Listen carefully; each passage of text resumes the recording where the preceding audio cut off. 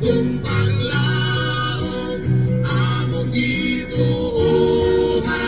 saan nga matuol alang sa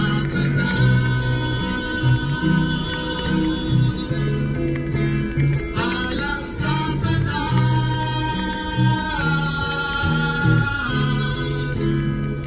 alang sa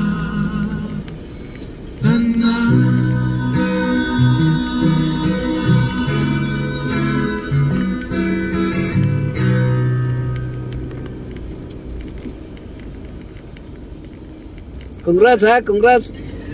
Okay, daghang salamat sa matahong nga mensahe sa awit sa The Leviticus Singers. Nindot kayo mensahe sa awit mga paglaom. No, bisan musalot man ang kahaponon, padayon lang gyapon sa pagdaig sa Ginoo. Wow, praise the Lord for that wonderful song. Okay, so dinitak na ang mga paglaom sa diptang padayon sa unahan. Ato sa tagag pagtagad ang ato mga Facebook viewers ng mga comments. Naguna si Kapaglaom Flora May Bandalan Uyang Gurin. Uy, sa Kuwait ni.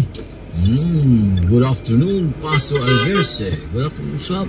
Happy Preparation Days tanan nga mga Kapaglaom. God bless us all. Watching from Kuwait. Uy, thank you for watching, kapatid na Flora May, sa mga Bandalan family, Uyang Gurin family, maayong hapon. Thank you so much for watching. Ingat dyan sa Kuwait. No? Salamat sa Kapaglaom Flora May. And also si Kapaglaom Geraldine Ramos Mangaliwan. Uy, salos amigos. Naimbag nga malem, Pastor Noli, Ken Dagiti amin akakabsat ko ti Apo. Hello everyone with the prayer hand. And happy Preparation Day. Uy, happy Preparation Day usab Kapaglaom Geraldine. No, kauban siya pinalanggang bana si Kapaglaom Jimmy Mangaliwan. No, sa mga Ramos family, Mangaliwan family, maayong hapon. Ingat kayo dyan sa Los Amigos. And also si Kapaglaom Geraldine, comment usap, naminaw po karon among friend Pastor Wilson Magbanwa Sr. Uy, tama si Pastor Wilson Magbanwa Sr. and his family ng Baptist Church. Uy, mayong hapon Pastor Wilson Magbanwa Sr. Kauban siyempre langgang asawa, pamilya, no, sa Baptist Church. Mayong hapon ninyo diyan. And also si Pastor Jimmy sa Bandal. Good. God bless everyone. I thank you, Pastor Jimmy. No, Pastor Jimmy sa Bandal, ang ato nga hospital chaplain diha sa Bangkal mga Kapaglaom, Davao Adventist Hospital. No, so thank you so much, Pastor Jimmy.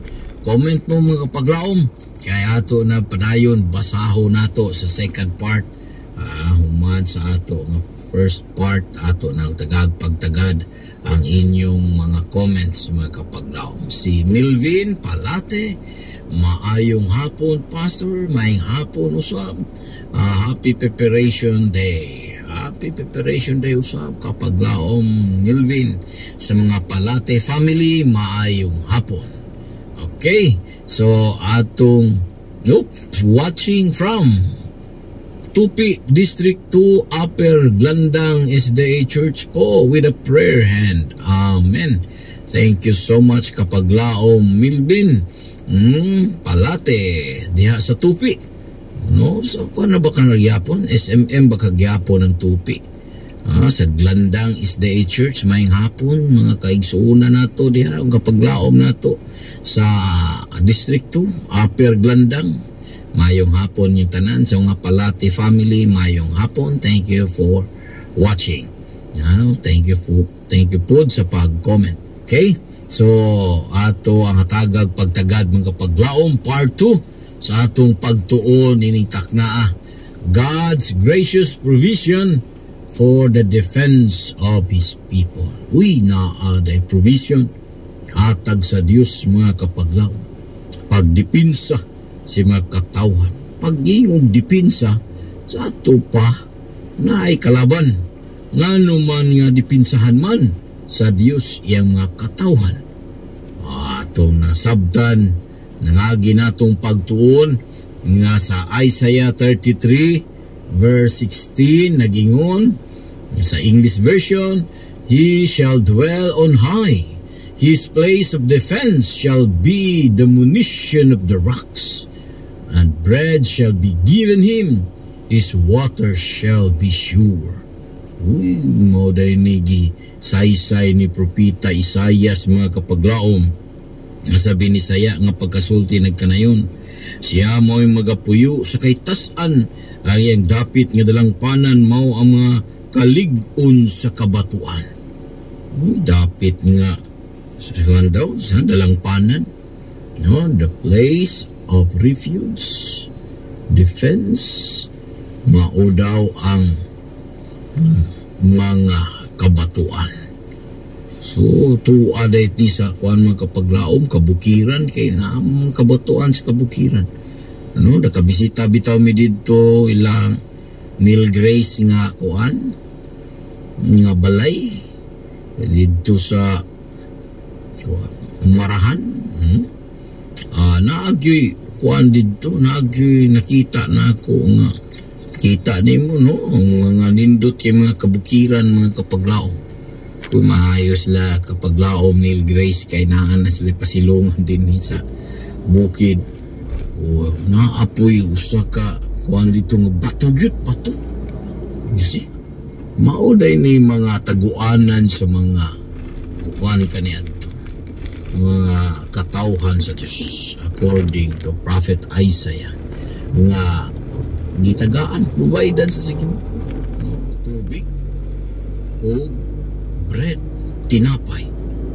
Importante kayo makasurvive ta mga kapaglaom. You see? Importante ni mao na nga alang sa mga katawhan sa Diyos. Katawhan sa Diyos in the last days mga kapaglaom.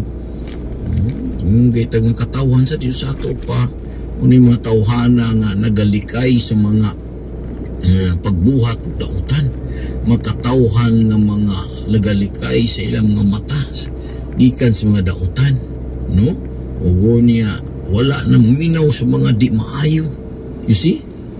O makita nato mga kapaglaom nga ang mga katawhan sa Diyos in the last days dunay mga pagsulay magyan kay gisgutan ni Daniel 12 versikulo 1 nga makatawhan sa Dios mo atubang makapaglaom og serious difficulties. Na ay mga kalisdanan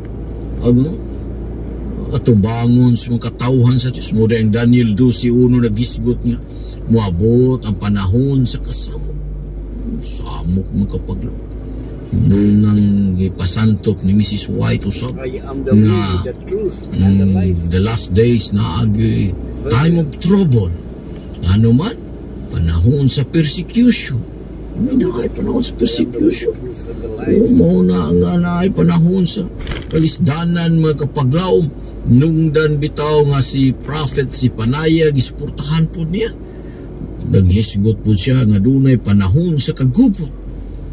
And also the last book of the Bible, Revelation 12 verse 17, nga ang Yawa nag-declare Satan declares war against the remnant of the Church of God. Mga salin, mga katawhan sa Diyos, mga katawhan nga identical kung sabado ka ni adto, sabado gyapon ang gibantayan karon. Inungdan nga kini mga katawhan sa Diyos. Kaya wa man gisgutan ang Mateo 25 naggisgot man gani. Way na sayod sa takna, no? Sa adlaw ano sa mo balik si Jesus bisan man gani mga lunda bisan sang anak gawa